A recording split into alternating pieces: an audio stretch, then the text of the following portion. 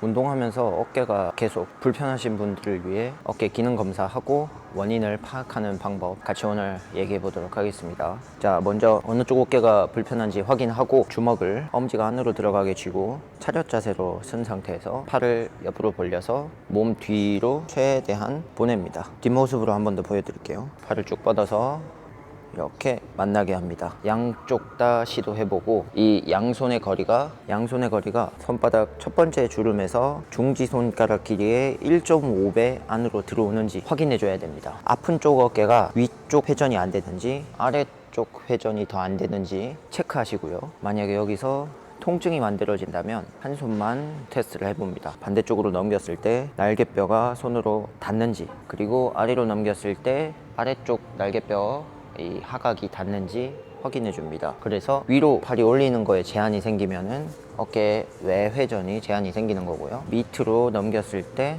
제한이 생기면 어깨 내 회전이 제한이 생기는 겁니다. 그래서 제한이 생기는 움직임을 확인하고 그 움직임을 개선하시면은 어깨 움직임에 조금 더 편안함을 느낄 수 있을 겁니다. 이렇게 한번 확인해 보시면 되고요. 그 다음에 어깨만을 확인하는 게 아니라 이 흉추의 기능도 확인을 해줘야 됩니다. 흉추의 기능을 확인할 때는 보통 회전을 이용해서 흉추의 움직임, 모빌리티를 확인을 하는데, 자, 이것도 한번 보여드리겠습니다. 먼저 이렇게 아기 자세를 잡습니다. 팔꿈치를 무릎에 갖다 대야 됩니다. 무릎에 댔을 때 몸통이 고정이 되는데, 흉추를 움직여 본다고 회전 움직임을 많이 하지만 그 움직임에서 보통 허리가 요추에서 회전이 많이 일어납니다. 요추의 움직임을 제한하기 위해서 요추를 고정시키고 흉추의 움직임만 한번 가져볼 겁니다. 그렇게 하기 위해서 팔꿈치를 무릎에 딱 대고 고정을 시키게 되면은 요추의 움직임이 제한이 됩니다. 그 상태에서 한 손을 허리 뒤로 뒷짐을 지는데요. 안 좋은 쪽 어깨가 만약에 올라가지 않을 경우에 가슴 앞에 대도 됩니다. 이렇게 해서 몸통을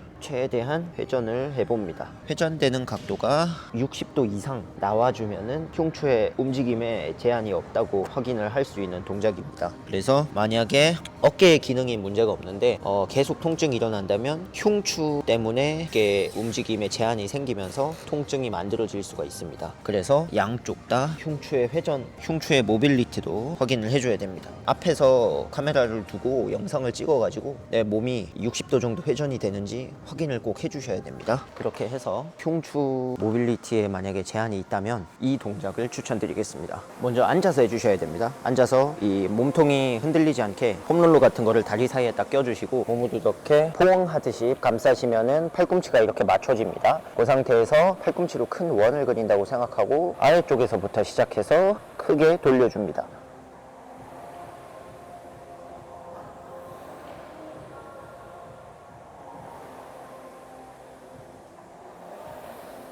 움직일 때는 시선도 꼭 같이 움직여 주시는 게 좋습니다. 제가 운동을 굉장히 오래 해왔었는데 크로스핏, 필라테스, 그리고 요가, 웨이트 트레이닝까지 많이 했었는데 이 왼쪽 이 날개 쪽지가 항상 불편함을 겪었었습니다. 이 동작을 하고 왼쪽 날개뼈의 불편한 통증이 완전히 사라졌습니다. 그런데 정확한 테스트를 기반으로 해서 이 동작이 나한테 효과가 있을지를 확인을 하고 해주시는 게 좋습니다. 어깨 기능에 문제 없는 상태에서 흉추의 모빌리티가 문제가 있다면 이 동작으로 꼭 불편함을 해소하시면 될 것 같습니다. 감싸고 홈롤러를 다리 사이에 껴주고, 그리고 몸을 감싸고 팔꿈치를 이렇게 서로 만나게 해줍니다. 돌리겠습니다.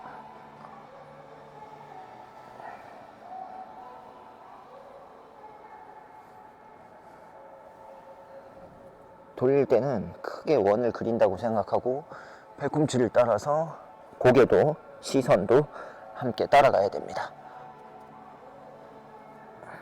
흉추는 무조건 신전만 한다고 풀리는 게 아닙니다. 회전도 해주고 앞으로 굴곡도 해주고, 보통 굴곡과 회전 움직임이 주된 움직임입니다. 그래서 이 3차원적인 움직임을 통해서 날개뼈와 함께 움직일 수 있게 이 움직임을 동기화시켜주는 게 핵심입니다. 어깨 기능을 회복하기 위해서는 이 동작을 꼭 한번 해보시면 좋을 것 같습니다.